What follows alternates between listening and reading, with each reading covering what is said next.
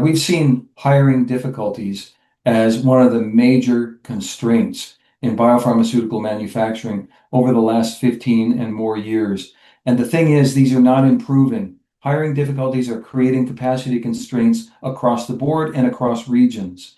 When we look at the data that we've developed since 2011, in fact, we see that it's consistently a challenge to hire staff, partly because the industry is growing faster than new hires can be brought on board, and partly because the innovations that are emerging in biopharmaceuticals, like cell and gene therapy, viral vector manufacturing, et cetera, and some of the more advanced therapies just plain don't have that level of expertise in the workforce. So they need to be developed. And a lot of this development just plain doesn't exist.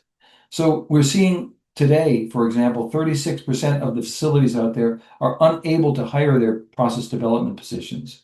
This is a real problem. If you can't develop your process, capacity is going to suffer.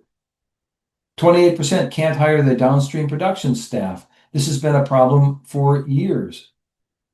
And there 27% do not have enough process engineers. And these are just a few of the areas where we're seeing challenges in actual global hiring. We see this across the board, but we see this today as a big problem in staffing within the US. When we look at staffing problems, my question today is the US at a greater risk?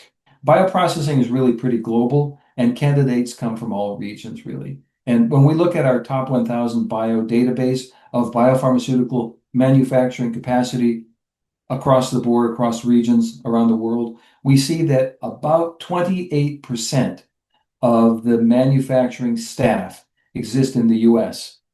But what that means is that 72% of the world, of the staff, is somewhere else outside the US.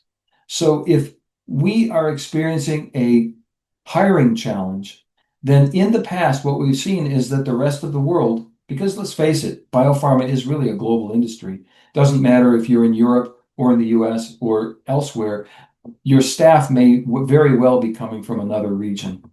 And part of the value of that is that you're given the opportunity to, when you do have hiring challenges, to bring people in from other areas. But here's the problem, is the US challenges from policies, visas, et cetera, may be reducing the international tech availability and access to, for example, European expertise.